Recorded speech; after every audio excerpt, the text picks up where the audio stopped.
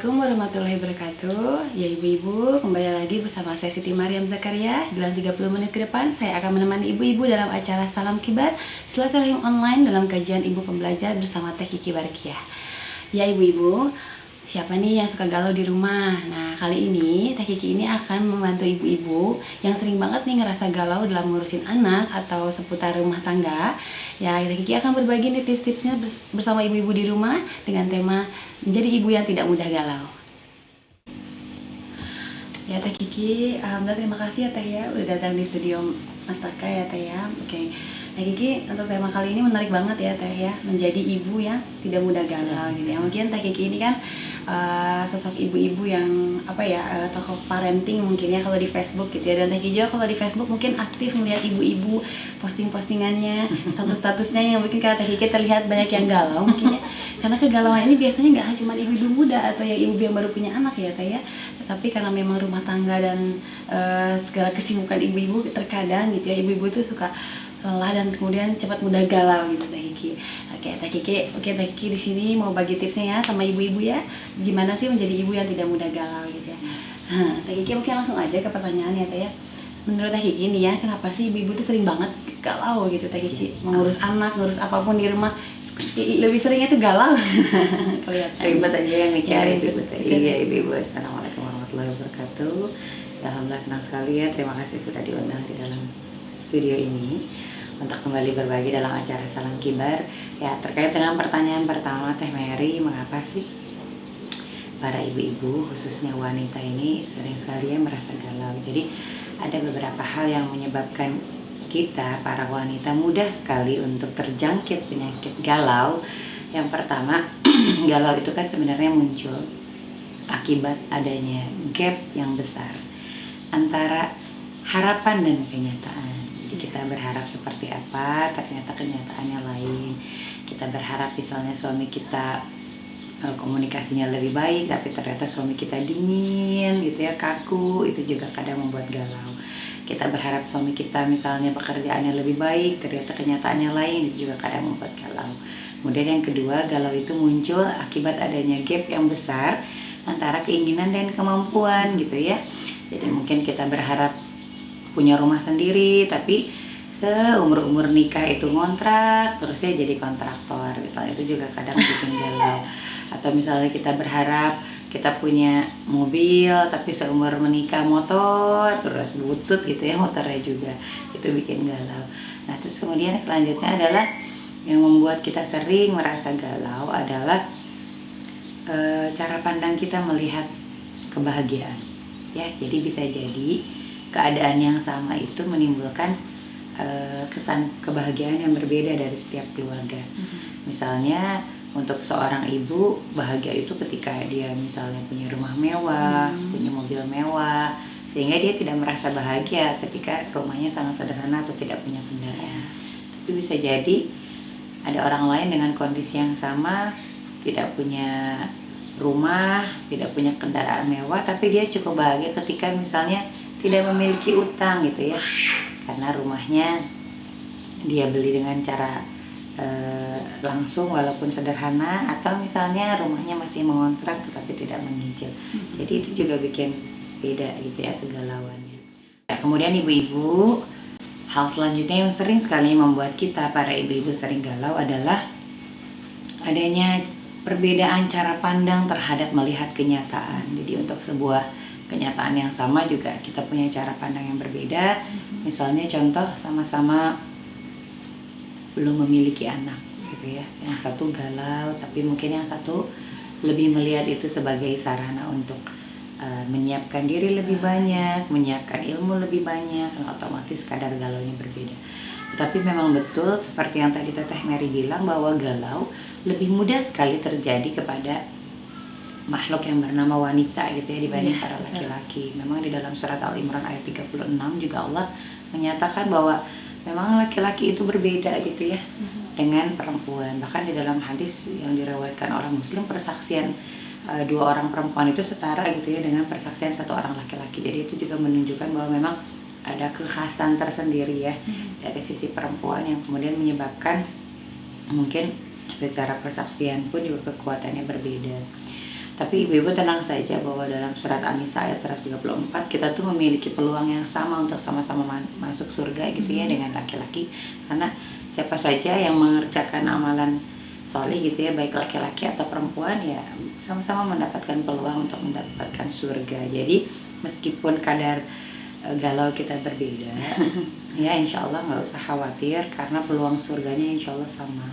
Dan sebenarnya kalau kita melihat ini dari sisi positif, tingkat galau yang sering dimunculkan karena hormon ya yang ada di dalam tubuh perempuan ini sebenarnya sebuah kekuatan dan potensi. Kenapa? Karena membuat perempuan biasanya lebih peka, lebih berempati, lebih mudah khawatir memang, tetapi baiknya apa? Kekhawatiran itu membuat mereka itu selalu berusaha untuk menjadi lebih baik, selalu ingin memperbaiki diri, selalu ingin menyempurnakan pekerjaan gitu ibu-ibu ya. Jadi galaunya itu pasti ada di setiap wanita, mau itu yang katanya soleh atau nggak solihah misalnya, atau belum solihah misalnya, atau yang ahli ibadah atau misalnya masih jarang-jarang ibadahnya, itu semua menimpa. Hanya saja perbedaannya adalah bagaimana seorang perempuan mengelola kegalauan yang muncul di dalam jiwanya. Karena kalau tidak dikelola bisa sampai stres, bisa sampai depresi ya, bahkan mohon maaf bisa sampai gila. Tetapi kalau kita bisa mengelolanya dengan baik, insya Allah itu akan jadi batu-batu lompatan kita untuk senantiasa memperbaiki dan menyempurnakan ikhtiar kita. Begitu ibu-ibu. Teh Gigi sendiri kayaknya pernah nggak sih teh galau? Oh iya tentu atuh. Saya pernah merasa galau karena saya juga perempuan, karena saya juga manusia. Di dalam Al-Quran juga memang Allah menyebutkan sifat dasar manusia itu berkeluh kesah. Berkeluh kesah ya. Kikir, banyak lah pokoknya sifat-sifat dasar manusia yang memang tabiatnya buruk gitu ya. Memang diciptakan seperti itu, jadi sudah pasti akan merasakan yang namanya berkeluh kesah. Tetapi di dalam surat Al-Imran Allah juga berfirman bahwa bersegeralah kamu mencari ampunan Tuhanmu yang luasnya seluas langit dan bumi gitu ya. Jadi bagaimana kemampuan kita untuk selalu mengembalikan itu kepada Allah, kembali lagi kepada Allah. Di sini yang membuat tingkat kegalauan para perempuan, para wanita itu kemudian jadi berbeda gitu teh. Ya, saya sering galau. Tapi kan kita punya teman bicara yang halal ya, jadi sering bicara ya itu benar, teman bicara yang halal. Kadang ibu-ibu juga nih suka galau dikit-dikit ya. Saya juga mungkin pernah ya jadi ibu galau zaman, kalau kata Rasulullah zaman baheula gitu ya, zaman masih baru-baru ibu rumah tangga. Kadang suka jadi update status kayak gitu ya teh. Jadi mending kita curhat sama yang halal aja ya teh, suami kita gitu ya. Biasanya ibu-ibu yang kemudian sampai acting out, menunjukkan kegalauannya di depan umum itu biasanya ada yang kurang teh. Ya. Entah misalnya waktu untuk berbagi sama suaminya itu kurang, atau bisa jadi memang kurang banyak curhat pada sang pemilik kehidupan gitu ya. Jadi ini juga Pada penting Allah kita gitu kelihatan sih biasanya kalau mudah berkeluh kesah, terutama di sosial media, terus kemudian mudah mencari perhatian di depan khalayak, itu juga salah satu bukti bisa ada hal yang memang tidak terpenuhi dalam jiwanya sehingga kegalauannya sampai kemudian muncul dalam bentuk status misalnya. Berarti ini gak cuma ditonton sama ibu-ibu di rumah, tapi ini bisa sharing sama suami ya, nonton ini betul. Supaya suami juga mengerti gimana supaya istrinya itu bisa menjaga gitu kan ya, sikapnya kalau ke sosial media gimana gitu ya. Biasanya sih kalau bagus komunikasinya, nggak semua dicurhatin. Atau misalnya dicurhatin itu setelah misalnya kita dapat gali hikmahnya, kemudian kita berbagi hikmah, itu lain soal ya. Tapi sering sekali kan muncul yang di status adalah galau aja gitu ya. Betul. Termasuk misalnya alih-alih kita minta saran, tapi ternyata kadar untuk mengeluhnya itu jadi lebih besar. Oke. Teh Kiki mungkin lanjut aja ke pertanyaan berikutnya teh. Menurut Teh Kiki ini apa sih yang harus diinstal sama ibu-ibu di rumah supaya kegalauan itu nggak timbul gitu? Jadi apa yang harus ibu-ibu siapkan dalam pikirannya gitu teh, supaya galau itu tidak melanda ibu-ibu, bahkan yang seperti Teh bilang itu meradang menjadi kegilaan gitu, depresi ya. Gimana apa tuh teh? Iya. Ya, memang ada beberapa hal yang memang harus diinstal terlebih dahulu dalam pikiran kita supaya kita tidak mudah galau. Kenapa saya nggak pengen langsung pada solusi-solusi praktis gitu ya, karena memang kadang percuma kalau ibu-ibu itu dikasih saran solusi praktis tapi misalnya di dalam pikirannya belum terinstall sesuatu yang akan menguatkan. Tapi kalau sudah diinstal sesuatu yang akan menguatkan atau memahamkan kita pada satu keyakinan, insya Allah dengan sendirinya ibu akan menemukan solusi-solusi dalam kehidupan ibu yang memang paling cocok dan paling pas gitu ya terhadap pribadi ibu dan permasalahan ibu. Jadi hal yang pertama yang harus diinstal dalam pikiran kita adalah pahamilah gitu ya teh, bahwa bahwa rumah tangga kita itu adalah ladang surga kita gitu ya. Jadi dalam surat Al-Zalzalah ayat 7-8 juga kan Allah menegaskan gitu ya, bahwa apa saja gitu, amalan kita baik itu buruk maupun baik semua itu dicatat gitu. Jadi semua perjuangan kita, kelelahan kita, meskipun orang lain itu tidak tahu ya, meskipun orang lain itu tidak mengerti, Allah itu tidak akan salah catat dan Allah juga tidak akan salah balas. Jadi semua insya Allah pasti akan dibalas. Jadi kalau kita melihat itu, melihat permasalahan kita, melihat tantangan kehidupan kita sebagai sarana untuk kemudian berbuat kebaikan yang pasti akan Allah balas, insya Allah kita akan lebih kuat dan tidak mudah galau. Kemudian yang selanjutnya juga ada sebuah hadis gitu ya yang diriwayatkan oleh Bukhari Muslim. Ini mohon maaf ibu-ibu, saya lagi kurang sehat, batuk ya, jadi agak sedikit mengganggu. Jadi tidaklah gitu ya seorang mukmin itu ditimpa misalnya kepenatan gitu ya, kesakitan, terus perkara yang tidak disukai, kesedihan, bahaya yang kemudian ditimpakan oleh perbuatan orang lain, bahkan gitu ya duri yang kemudian menusuk jarinya, kecuali dengan hal itu Allah kemudian mengampuni dosa-dosa kita. Jadi kalau misalnya kita melihat sebuah kesulitan atau musibah yang kita hadapi saat ini sebagai sarana penggugur dosa, pasti sebenarnya akan lebih bahagia. Bahkan ketika kita dizalimi orang lain pun gitu ya, ada beberapa kisah di mana ulama soleh itu justru sebenarnya berharap gitu ada orang lain yang menzalimi, karena dia tahu bahwa kekuatan doa pada saat orang menzalimi kita itu adalah mustajab. Jadi berbahagialah misalnya ketika ada orang yang menzalimi kita, kan itulah kesempatan pintu doa kita. Iya betul Pak. Ya akan terbuka ya, Allah akan lebih mudah mengijabah. Jadi nggak usah terlalu panik, nggak usah terlalu galau ketika kita punya masalah, karena disitulah Allah menggugurkan dosa-dosa kita. Nah itu kalau itu sudah diinstal pasti sudah mengurangi sekian persen kegalauan kita dalam menghadapi kesulitan gitu. Kedua, pahamilah ya bahwa kita ini adalah manusia biasa gitu ya. Jadi tidak sempurna, tetapi kita punya Allah yang maha kuasa, kita punya Allah yang maha penolong, dan Allah yang maha penentu segalanya. Jadi insya Allah, karena sering sekali kita merasa galau, karena kita merasa tidak perfect, kita selalu merasa salah gitu. Jadi ibu biasa aja ketika kita menghadapi bahwa kita itu salah, karena kita menyadari bahwa oh iyalah kita manusia, di sini kesalahan kita. Dalam surat Al-An'am ayat 17 gitu ya, Allah tuh berfirman bahwa Allah tuh tidak akan memberikan gitu ya kemudaratan kepada seseorang, melainkan ya betul sekali Teh Mary, memang ada hal yang memang perlu kita install ya di dalam pikiran kita supaya ibu-ibu tidak mudah galau. Kenapa harus diinstal dulu dalam pikiran kita? Karena kalau misalnya langsung terjun pada solusinya, biasanya gampang sekali juga hilangnya, lupanya. Tapi kalau misalnya pengertian ini sudah diinstal, insya Allah dengan sendirinya ibu-ibu juga akan pintar mencari solusinya masing-masing yang memang sesuai dengan keadaan dan kepribadian ibu-ibu. Jadi yang pertama adalah pahamilah gitu ya bahwa rumah tangga kita adalah ladang surga kita. Dalam surat Al-Zalzalah ayat 7-8 Allah menyatakan bahwa apapun gitu, amalan apapun, mau itu keburukan atau kebaikan, pasti Allah balas. Jadi ibu-ibu percaya di tengah lelah kita ya, pada saat kita menghadapi tantangan dan masalah kita, yakin bahwa Allah itu pasti akan membalas meskipun manusia tidak tahu apa yang sebenarnya kita lakukan. Kemudian juga memang di dalam hadis kan Rasulullah menyampaikan bahwa tidak ada gitu ya kepenatan, kesakitan gitu ya, perasaan tidak nyaman atau misalnya kerugian yang disebabkan oleh orang lain, bahkan misalnya duri yang menusuk tubuh kita, kulit kita gitu ya, kecuali itu tuh akan menggugurkan dosa-dosa kita. Jadi ketika kita tahu bahwa tantangan yang sekarang kita hadapi, musibah yang kita hadapi, selama itu bukan musibah agama ya, karena musibah terbesar itu kan sebenarnya musibah agama gitu ya. Jadi musibah apapun selain musibah agama, insya Allah gitu ya, itu akan menggugurkan dosa-dosa kita gitu ya. Lain lagi kalau misalnya punya musibah agama, itu sebenarnya ujian yang lebih berat gitu Teh Mary gitu. Terus kemudian yang kedua adalah kita menyadari bahwa sebenarnya kita adalah manusia biasa.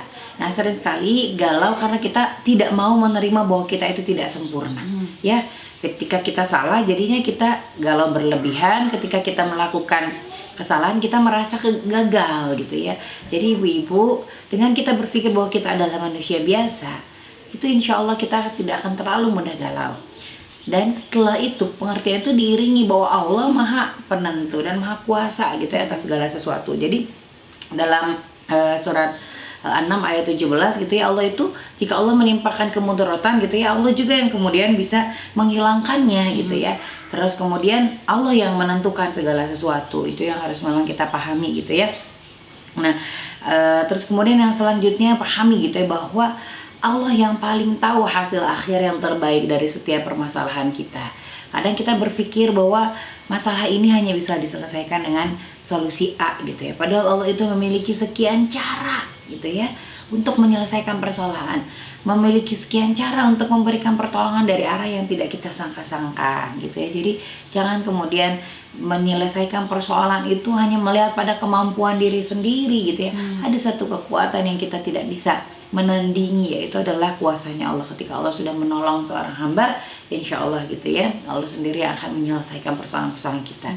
Hanya saja salah satunya gitu ya, ketaatan gitu ya, menaati perintah Allah, menjauhi larangan adalah salah satu yang bisa kita ikhtiarkan sehingga Allah juga kemudian menurunkan pertolongannya kepada kita gitu ya. Jadi dalam surat Al-A'raf ayat 89 gitu ya, dinyatakan bahwa Allah itu memberi keputusan yang terbaik. Jadi kalau kita sudah percaya bahwa Allah akan menentukan hasil akhir yang paling baik, ya sudah, kita nggak terlalu harus mudah galau.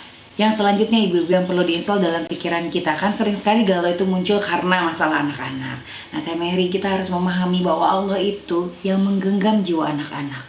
Ya, jadi bukan kita yang menggenggam jiwa anak-anak. Bahkan dalam surat Al-Qasas ayat 56 itu kita itu tidak akan memberikan petunjuk kepada orang yang kita kasihi gitu ya.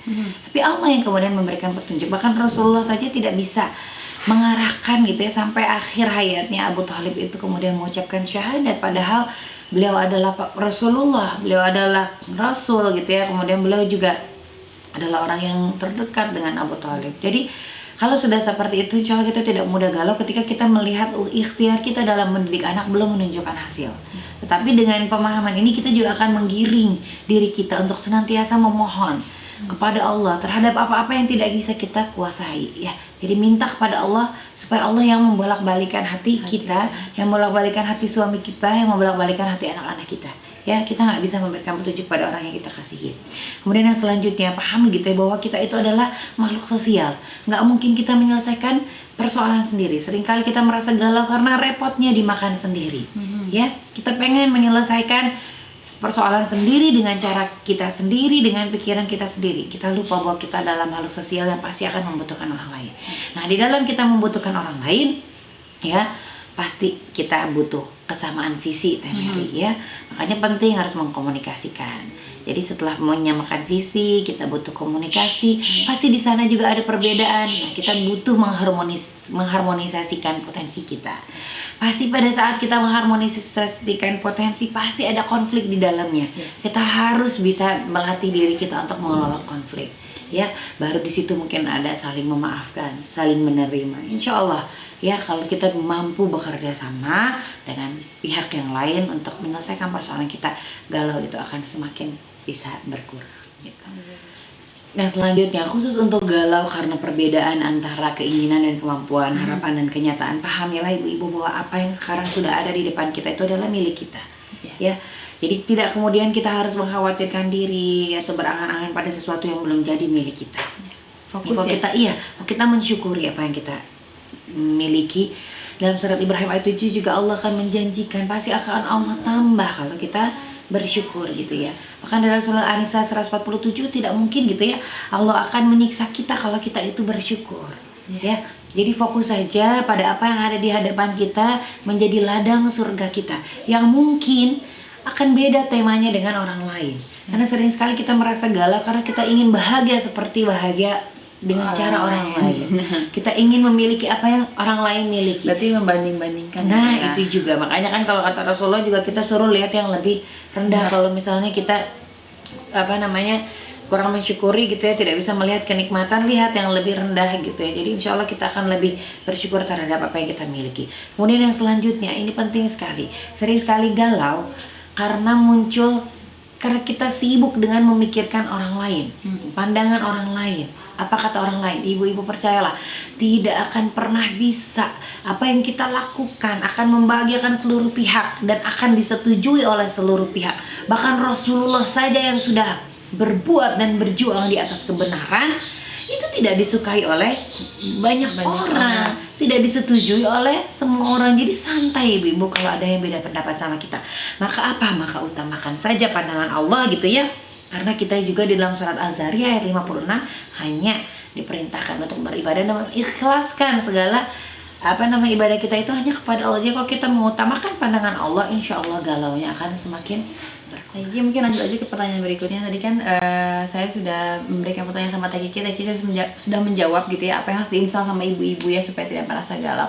Sekarang apa yang harus ibu-ibu lakukan nih Teh supaya ibu-ibu tuh nggak mudah galau? Tadi kan menginstal dulu pikirannya. Kemudian sekarang mungkin ada apa yang bisa dilakukan oleh ibu-ibu gitu ya Teh Kiki. Menurut Teh Kiki gimana nih Teh? Oke, yang pertama ya Teh Mary, kenali dulu konflik kita ada di mana.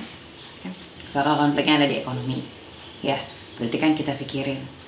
Soalnya kalau misalnya kita lagi menulis skripsi, hal yang paling susah itu adalah bab 1, bab 2, merumuskan masalah, ya. Karena kalau kita sudah jelas masalahnya ada di mana, kita akan tahu kita harus belajar apa, kita harus cari data apa, kita harus beli apa misalnya, harus cari solusi apa, atau minta bantuan kemana gitu ya. Jadi kenali masalah. Jadi termasuk ini juga yang paling sering sekali terjadi, kenali masalah anak. Ya karena sering sekali yang muncul di permukaan itu sebenarnya bukan akar permasalahan yang paling utama. Ya seperti misalnya contoh waktu kami pulang ke Indonesia tanpa bapak, Faruk itu jadi sangat mudah marah, jadi kembali mohon maaf pupu di celana padahal sudah lulus toilet training, mudah sekali emosi, mudah sekali tersulut, mudah sekali memukul. Ternyata masalahnya ketemu, karena dia itu pengen sama ayahnya. Kalau sudah seperti itu kan jelas, berarti frekuensi teleponnya, frekuensi webcamnya, bahkan kami menenangkan hatinya dengan membacakan cerita yang biasanya dilakukan pada saat dulu bersama ayahnya itu jadi jarak jauh misalnya via webcam. Nah itu ternyata mengobati. Jadi kenali masalah kita, ya. Apakah masalahnya dengan pasangan? Di mana masalahnya? Apakah pada komunikasi? Apakah mohon maaf pada ibadah kita yang secara khusus antara suami istri ini juga banyak sekali menimbulkan permasalahan. Betul, ya. Banyak sekali. Saya juga pernah dicurhatin yang dia punya masalah rumah tangga awalnya karena kelelahan sang istri untuk memenuhi kebutuhan seksual suaminya. Itu karena apa, kerja atau gimana? Ya mungkin karena punya anak baru terus sangat lelah, jadi tidak memiliki gairah. Di situ kan timbul banyak permasalahan. Ya. Betul. Terus kemudian selanjutnya terus ya belajar untuk mengelola konflik. Jadi kalau kita pengen mengelola konflik berarti kita harus tahu, habis itu kita harus cari referensinya, mungkin cari teman yang kira-kira bisa kita ajak bicara dengan kasus yang sama gitu ya. Terus kemudian yang selanjutnya adalah tingkatkan kapasitas kita. Ya, kapasitas kemampuan kita kan tadi ya. Kalau itu ada gap antara kemampuan dan keinginan. Jadi entah keinginan yang kemudian kita wajarkan atau kemampuan yang kita tingkatkan supaya mendekati dengan keinginan. Keinginan yang kita wajarkan. Gitu ya. Nggak apa-apa sebenarnya kita punya cita-cita ya ibu-ibu. Karena ada banyak hal yang kemudian memberikan energi yang luar biasa ketika kita itu memiliki cita-cita. Yang tidak boleh itu kan ambisi dalam meraih cita-cita. Karena ambisi itu biasanya tidak disertai dengan kesadaran diri akan kemampuan yang kita miliki. Kecuali kalau kita tahu bahwa kemampuan kita masih di sini, maka upayakan untuk kemudian meningkatkan kemampuan kita. Entah misalnya dengan kapasitas ilmunya yang kemudian ditambah. Ya, atau bantuan yang kemudian diperkuat, supporting sistemnya kemudian diatur. Nah ini penting. Terus kemudian yang selanjutnya bijak Teh dalam merancang keinginan. Seperti yang tadi ya, kita menyederhanakan keinginan. Jadi boleh kita punya keinginan tapi bedakan dengan angan-angan. Bedanya apa? Kalau keinginan, cita-cita gitu ya, kita akan menyertakan itu dengan ikhtiar kita. Ya, di situ pasti akan ada proses penyadaran terhadap kemampuan juga. Ya. Terus kemudian pastikan bahwa cita-cita atau keinginan kita itu akan berbuah pada sesuatu yang berimbas pada kehidupan abadi kita. Karena ada banyak hal cita-cita yang sebenarnya jadinya semu saja, tidak akan melahirkan kebahagiaan yang hakiki. Ya, kebahagiaan yang hakiki apa? Yang sesungguhnya adalah ketika kita semua berada di surga. Selama kita belum meraih itu sebenarnya kan kita mungkin baru senang, belum bahagia. Ya, karena belum tentu apa yang bahagia kita rasakan di dunia ini akan berbuah pada kebahagiaan di akhirat. Jadi pastikan bahwa keinginan kita, cita-cita kita akan kemudian saling beriringan gitu ya dengan kebahagiaan di akhirat itu tadi.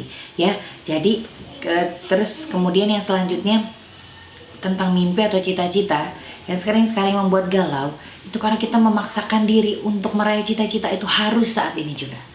Ya, ada banyak cita-cita yang mungkin tetap bisa kita simpan, kita pendam, tapi suatu saat kita akan mengikhtiarkan secara serius untuk meraihnya. Ya, seperti misalnya kita baru punya anak, ya punya anak lagi. Kalau saya punya anak lagi, itu kan harus mengelola perasaan saya untuk kemudian menunda cita-cita. Kapan saya akan start?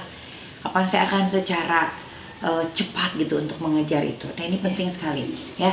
Dan yang satu lagi tentang cita-cita. Tidak berpikir bahwa cita-cita itu harus diraih secara bersamaan. Ya, mungkin kita punya banyak cita-cita. Ada yang cita-cita tentang keluarga apa, tentang ibadah, tentang masyarakat, tentang karir dan segala macamnya. Ketika kita ingin semuanya beriringan, di sini kemudian sering muncul kegalauan. Jadi ingatlah bahwa tidak semua cita-cita itu harus diwujudkan saat itu juga secara bersamaan. Kemudian yang selanjutnya penting yang tadi disampaikan, ya kita harus punya teman yang halal, yang kita percaya halal ya. Ya artinya teman curhat mungkin ya, teman curhat ya yang halal, yang bisa kita percaya untuk kemudian membagi perasaan kita. Ya, jadi jangan galau tuh ditelan semuanya sendiri ya, tapi juga jadi jangan salah alamat. Ya benar Teh Kiki, jangan salah alamat, karena kalau misalnya kadang tuh ibu-ibu galau terus curhat ya, misalnya bapak-bapak juga curhat di kantor sama ibu gue, ya itu bisa terjadi perselingkuhan yang mungkin Teh ya. Betul. Jadi banyak sekali perselingkuhan ibu-ibu itu awal mulanya karena merasa nasib, penanggungan gitu ya. Curhat. Bahkan hati-hati juga ketika kita curhat sama ustadz. Oh gitu ya. Ustadz kan tetap laki-laki. Iya. Jangan kemudian ada perasaan yang setan gitu ya, yang kemudian membisikkan, jadi celah untuk kemudian timbul-timbul perasaan, ada perasaan nyaman gitu. Jadi harus memastikan yang paling aman ya sesama perempuan yang kita percayai. Dan juga jadi jangan salah alamat tuh begini, jangan kita curhat sama orang yang kemudian akan memperluas masalah itu. Ya, jadi kalau ember ya percuma juga. Atau misalnya gini, saya curhat dengan niat cari solusi misalnya sama Teh Mary, kan kita boleh ya gibah dalam rangka mencari solusi. Misalnya kalau yang namanya ngomongin masalah biasanya kan berkaitan dengan gibah. Iya betul. Ya, boleh kita gibah pada saat kita mencari solusi. Sebagaimana para sahabat-sahabiah misalnya curhat sama Rasulullah, kan pasti mengadukan suaminya, mengadukan rumah tangganya misalnya. Tapi jangan kemudian curhat itu pada semua orang. Ya, kalau kayak gitu kan seperti menyebarkan aib sendiri. Ini juga penting. Terus kemudian ya ibu-ibu berorientasilah pada proses ya. Jadi tugas kita itu hanya taat kepada Allah, berikhtiar, kemudian sisanya serahkan kepada Allah ya. Jadi ada banyak hal yang kemudian jadi tiba-tiba selesai saja sama Allah tanpa kita duga-duga ya. Padahal kalau kita berpikir terus tentang apa yang seharusnya kita lakukan, apa yang seharusnya, langkah apa selanjutnya, malah sebenarnya melelahkan diri kita sendiri ya. Tapi ketika kita banyak zikir, ketika kita banyak kemudian beribadah, kemudian kita banyak mengingat Allah ya, kemudian kita ikhtiar semampunya kita, Allah sendiri yang kemudian akan merasakan persoalan kita. Terus kemudian yang selanjutnya menolong agama Allah, Teh Mary. Kenapa? Karena di dalam Al-Quran juga Allah itu akan menolong kita ketika kita menolong agama Allah. Jadi bisa jadi pertolongan Allah itu saat ini belum datang ya, padahal Allah menyatakan dalam Al-Quran bahwa pertolongan Allah itu dekat, tapi bisa jadi belum tiba ya. Walaupun itu dekat, belum tiba, belum didatangkan. Nah, mungkin salah satunya bisa dibantu dengan sering-sering menolong agama Allah, sehingga Allah kemudian menolong persoalan kita. Kemudian juga di dalam hadis salah satunya adalah memudahkan urusan orang lain ya, supaya Allah kemudian memudahkan urusan kita. Seperti itu. Kemudian yang selanjutnya ini penting sekali Teh Mary, alokasikan waktu untuk kemudian beristirahat, berrelaks ya. Walaupun persoalannya pasti akan banyak, tapi tunda sementara ya, untuk mengumpulkan energi, mengumpulkan motivasi kembali supaya kita bisa merecharge ya perasaan kita, kemampuan kita, sehingga kita lebih kuat, lebih fresh lagi ya. Kalau sudah malam kerja kan, walaupun pekerjaan belum selesai, hentikan, tidur, kemudian besok itu bisa punya energi yang lebih fresh lagi. Ini juga penting gitu ya, dalam rumah tangga perlu kita tuh refreshing. Bahkan ada beberapa pasangan yang memilih untuk bulan madu kembali Ini penting sekali ya. Kalau saya mungkin belum pernah bulan madu, jadi mudah-mudahan nanti kalau anaknya sudah agak besar kali ya. Jadi ini penting sekali karena memang perlu menguatkan ya, menguatkan cinta antara pasangan ya. Jadi mungkin ibu-ibu perlu seperti itu supaya tidak mudah galau. Nah, kalau kemudian galaunya muncul gitu ya, ketidakWarasan itu sering muncul pas sudah mulai kira-kira wah ini udah sangat berlebihan gitu ya, kita perlu men-time out diri kita supaya permasalahannya tidak semakin lebar. Jadi jangan sampai kemudian galau berubah menuju jadi stres, atau stres yang kemudian bisa melahirkan kekerasan dan permasalahan yang lebih besar. Jadi mungkin perlu kadang pas lagi sangat marah-marah, kesal sekali, mungkin kita perlu menenangkan diri, entah tilawah, menyendiri gitu ya, berzikir. Jadi anak-anak mungkin dipegang dulu sama orang lain gitu ya. Terus selanjutnya terakhir ya, perbaiki kondisi ruhiyah kita ya. Karena insya Allah dalam Al-Quran juga Allah menyebutkan bahwa hanya dengan mengingat Allah hati kita akan tenang. Jadi bisa jadi galau lebih muncul karena, mohon maaf, gangguan syaitannya terlalu besar. Banyak juga yang kemudian resah itu juga muncul dari gangguan jin misalnya. Ini juga penting, bisa jadi perlu diruqyah misalnya ya. Karena banyak sekali kasus-kasus yang terkena gangguan jin membuat dia itu jadi ribet melihat permasalahan. Yang kata orang lain tuh, kenapa sih, ada masalah apa, tapi orang yang diganggu ini jadi ribet gitu ya. Itu aja mungkin tips-tipsnya Teh Mary. Teh Kiki tadi mungkin Teh Kiki udah sedikit menyinggung bahwa galau itu bisa menjadikan tingkat menjadi emosi, stres yang mengganggu gitu ya pikiran ibu-ibu gitu, bisa jadi stres, depresi dan segala macamnya. Oke Teh Kiki, mungkin pertanyaan terakhir ya dari saya Teh ya. Kalau misalnya si galau itu sudah menjadi keseringan gitu sama ibu-ibu, dan akhirnya ibu-ibu itu stres, depresi, dan terakhir depresi dan stres itu sudah melanda ibu-ibu gitu. Jadi tingkat kegalauan itu sudah mencapai tingkat stres, depresi, marah-marah atau segala macam, itu gimana Teh? Ya. Apa yang harus dilakukan gitu ya? Mungkin kalau saya bukan psikolog ya, mungkin dari psikologi punya trik-trik yang lebih sesuai gitu ya dengan keilmuan. Tapi kalau mungkin saya melihatnya dari sisi apa yang saya pahami dari Al-Quran dan hadis aja ya. Jadi intinya yang mungkin perlu kita lakukan ya, mengadulah gitu ya pada Allah. Ya, kemudian silakan kalau mau menangis ya, silakan kita adukan, kita menangis, terus kemudian kita kembali kepada Allah ya. Bisa jadi ada banyak hal yang sebenarnya terjadi karena kita itu jauh dari Allah, seperti yang tadi saya sampaikan. Minta sama Allah kekuatan untuk bisa bangkit ya, kemudian menyelesaikan persoalan kita untuk meraih kebahagiaan. Nah, penting sekali yang perlu dilakukan adalah mereorientasi kembali hidup kita. Kita ini mau kemana sih sebenarnya ya? Yang namanya hari ke hari, umur ke ulang tahun ke ulang tahun misalnya kan, sisa umur kita tuh sebenarnya semakin sedikit. Jadi sekarang sisa umur kita yang tinggal sedikit ini mau kita apain ya? Bisa jadi kita harus pilah-pilah, aduh mana yang masih bisa dipertahankan untuk kita raih, mana yang sudahlah kita buang saja, sudah tidak perlu lagi misalnya kita raih gitu kan.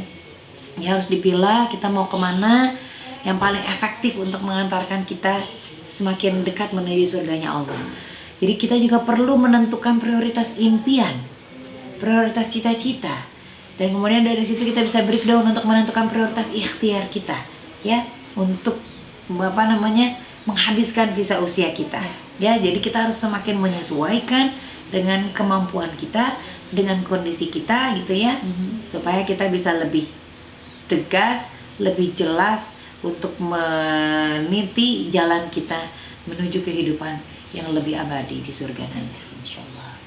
Luar biasa gitu. Teh Kiki. Oke. Itu aja sih Teh. Mungkin ya yang bisa saya bagi, intinya sih galau mah pasti Teh. Pasti. Tinggal bagaimana kemampuan kita untuk mengelola itu, dan itu sangat sejalan dengan kemampuan kita untuk kembali kepada Allah. Ya, mungkin sedikit saja mungkin kesimpulan yang saya ambil juga ya dari perbincangan kita hari ini gitu ya, bahwa tadi Teh Kiki bilang kita punya teman curhat. Teman curhat kita itu ada Allah gitu ya. Kita dekat dengan Allah supaya kita tidak mudah merasa galau.